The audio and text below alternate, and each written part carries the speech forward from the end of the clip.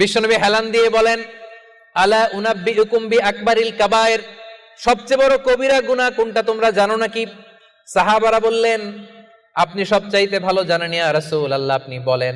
বিশ্বনবী বললেন, সবচাইতে বড় কবিরা গুনাহ আল্লাহর সাথে শিরক করা, হেলান দিয়ে। 2 নম্বরে উকুকুল ওয়ালিদাইন, মাতা পিতার অবাধ্য হওয়া।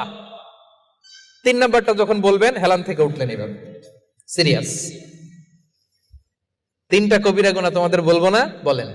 2টা বলছে হেলান দিয়ে, একটা হচ্ছে আল্লাহর সাথে শিরক করা, 2 নাম্বার হচ্ছে মাতা পিতার অবাধ্য হওয়া। 3 নম্বরটা যখন বলবেন, ওয়াকানা মুত্তাকিয়ান, তিনি হেলান দেওয়া ছিলেন, ফাজালাসা, সিরিয়াস হয়ে বসলেন।